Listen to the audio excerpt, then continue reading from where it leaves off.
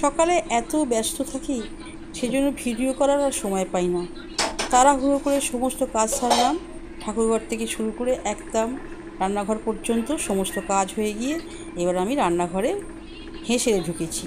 রান্না করতে হবে, খেতে হবে তো, সেজন্য আমি ডাল বসাচ্ছি। আজকে বৃহস্পতিবার, মুগ ডাল হচ্ছে। মুগ ডালটা ভালো করে ধুয়ে নিলাম, ধুয়ে নিয়ে আমি তেল দিয়ে ভেজে দেবো। আমি মুগ ডাল ধুয়ে তেলে ভেজে দিই, কারণ এটা এইভাবে রান্না করলে গ্যাস হয় না। কারণ অনেকেই বলে মুগ ডাল খেলে গ্যাস হয়, সেই জন্য আমি ভালো করে পরিষ্কার করে ধুয়ে নিই, ধুয়ে তেলে ভেজে নিয়ে সেদ্ধ করে নিই। এই যে ধুয়ে নিচ্ছি, এইবার আমি সেদ্ধ করার জন্য কড়াই চাপিয়ে দেব। এরপর আমি চা তো খাওয়া হয়ে গেছে, এরপর আমি ডালটা বসিয়ে দিয়ে সবজি কাটবো। আজকে নিরামিষ, সেরকম কিছু রান্না হবে না, মাছও হবে না, ডিমও হবে না। সেই জন্য আমি দেখি সবজি কি আছে, সেই সবজিটা কেটে ফেলবো। কেটে ফেলে রান্নাটা আমি করে নেবো, কারণ আমাকে তো 10টার মধ্যে রান্নাটা শেষ করতে হবে, আমাকে বেরোতে হবে, স্কুলে যেতে হবে। আমার সেখানে বাচ্চারা আমার অপেক্ষায় বসে থাকে, 10:30টায় সব চলে আসে। এরপর আমি দেখি আনাজটা কেটে ফেলতে হবে। সকালে প্রচুর কাজ করতে হয়, প্রচুর কাজ, কাজের শেষ থাকে না। এই সমস্ত কাজ করে তারপর আমাকে রান্নাঘরে ঢুকতে হয়। এইবার মুগের ডালটা একটু ভেজে দেখি সবজিটা কি আছে।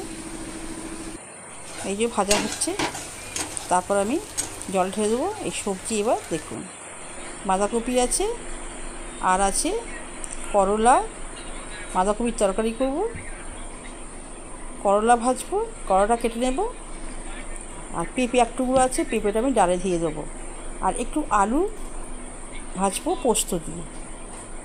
এই হচ্ছে আজকের মেনু। তাহলে আমি একটা আনাজটা কেটে নিই বন্ধুরা।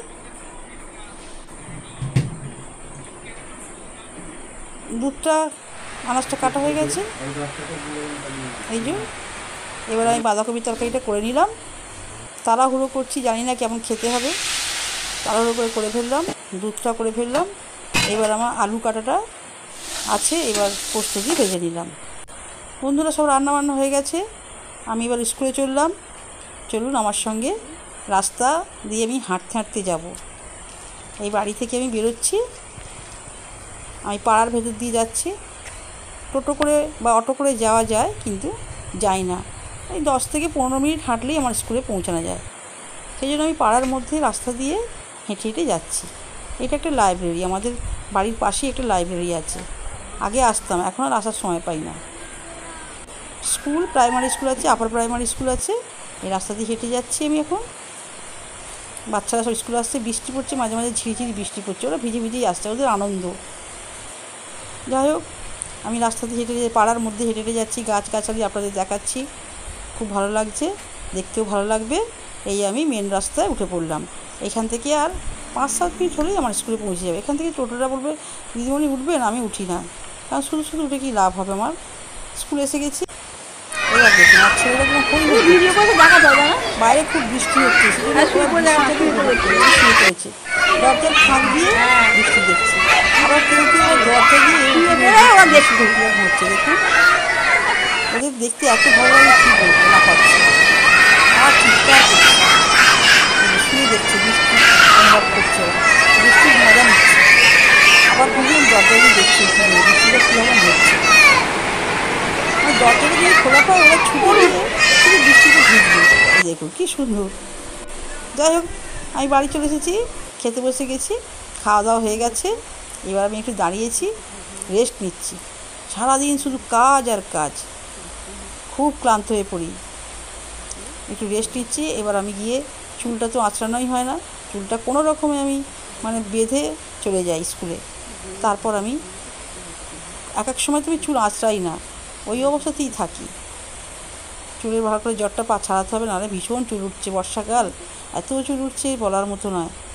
সেই জন্য চুলটাই ভালো করে আঁচড়ে নেবো। এখন একটু বিশ্রাম নিচ্ছি, এই গাছগাছালি আছে, একটু অক্সিজেন নিচ্ছি। বাবা, সারাদিন যা খাটুনি আমার হয়, এক হাতে সব করি, বাসন মাজা থেকে শুরু করে সমস্ত কাজ। ঠাকুরঘরের কাজ, ঠাকুরঘরে 1 ঘন্টা সময় লাগে।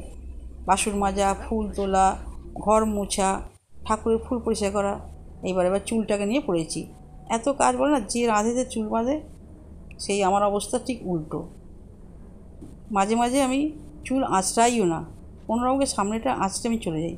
আজকে এত জট পড়েছে, ভীষণ জট পড়েছে, আর চুলের পুঁটলি হয়েছে। চুলগুলো আমি রেখে দিই, কারণ এই চুল দিয়ে আবার বাসন নেওয়া যায়। একটা বড় আমি গামলা নিয়েছি এই চুল দিয়ে।